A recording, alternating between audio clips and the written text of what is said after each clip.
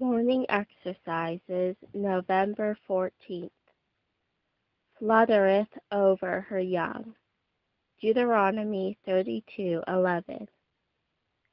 This she does to excite and teach them by her own example, and God does the same with regard to us.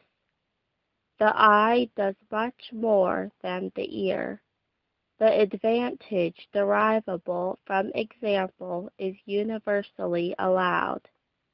It not only aids in the illustration of a subject, but also in the impression and influence of it, as it helps the memory, strikes the fancy, reproves indolence, encourages hope, and fires zeal.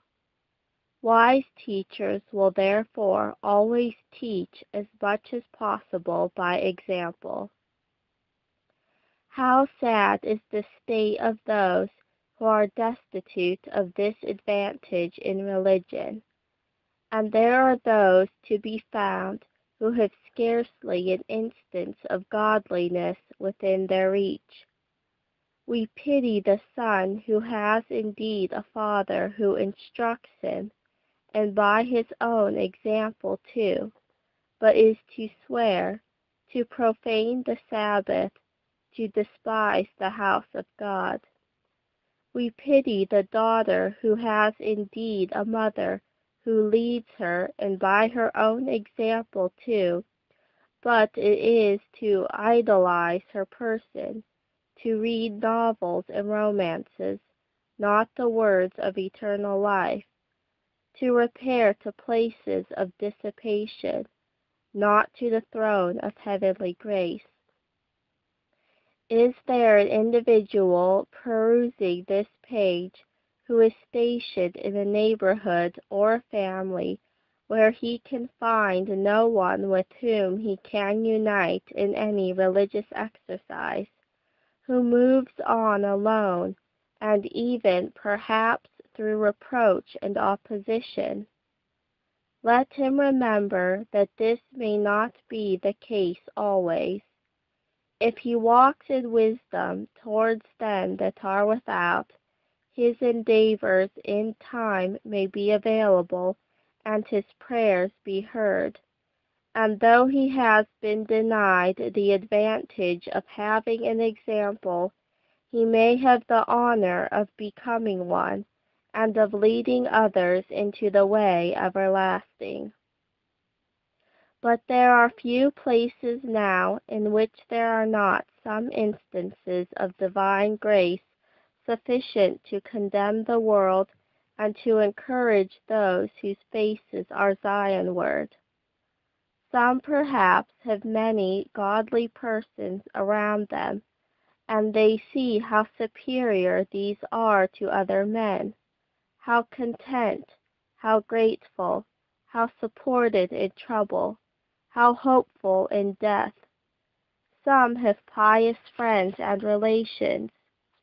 You have, perhaps, a sister who often entreats you, or a wife who endeavors to win you, or a father who says, "My son, if thy heart be wise, my heart shall rejoice, even mine," or a mother who weeps over you and exclaims, "What, my son, and the son of my womb, and the son of my vows?"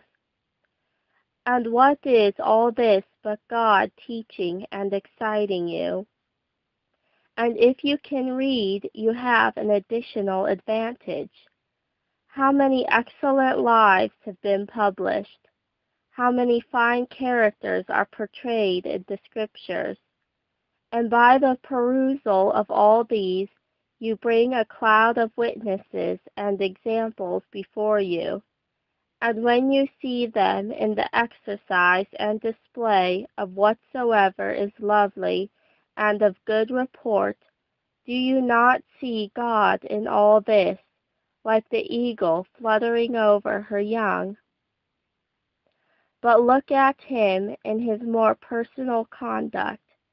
See how he not only teaches and excites by his word, but by his own example. Does he command us to be merciful? He is merciful, rich in mercy. He delighteth in mercy. Does he enjoin us to give? He daily loadeth us with his benefits. He gives us richly all things to enjoy. He spared not his own Son. Does he require us to forgive? He is ready to pardon. He abundantly pardons. Love your enemies, says he. Bless them that curse you. Do good to them that hate you, and pray for them which despitefully use you and persecute you, that ye may be the children of your Father which is in heaven. For he maketh his sun to rise on the evil and on the good, and sendeth rain on the just and the unjust. Be ye therefore perfect, even as your Father which is in heaven is perfect. This is not an optional thing with us. We must resemble him, and are only religious in proportion as we are like him, and are one spirit with him. To render his example the more engaging, we are going to say he humanized it. God was manifest in the flesh, and this rendered his example not only the more attractive, but even the more complete. For it is obvious that he could not have been our example and have gone before us in the exercise of any of those graces or the performance of any of those duties which imply dependence, submission, and suffering, unless he had become incarnate. The Word therefore was made flesh and dwelt among us. Divine goodness walked up and down the earth for 33 years in human form. Here was visible the image of the invisible God. The sovereign comes down and goes before his subjects to excite and allure them. See, says he, I obey, to teach you to obey. I suffer to teach you how to suffer. I die to make you fearless of death. Be ye therefore followers of God as dear children, and walk in love as Christ also hath loved us, and hath given himself for us, an offering and a sacrifice to God for a sweet-smelling savor.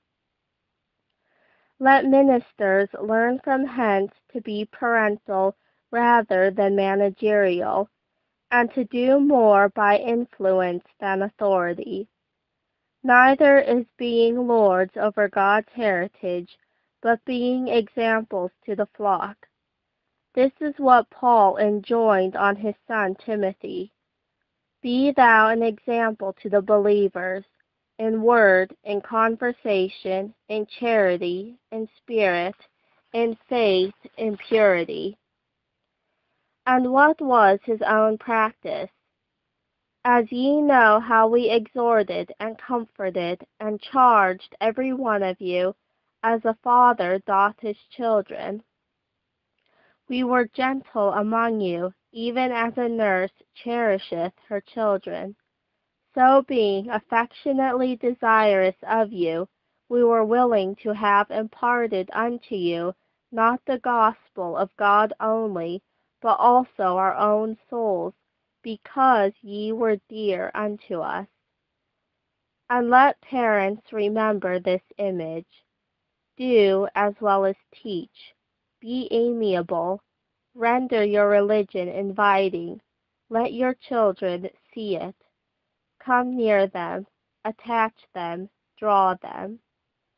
And as the bird each fond endearment tries to tempt her new-fledged offspring to the skies, employ each art, reprove each dull delay, allure to brighter worlds, and lead the way.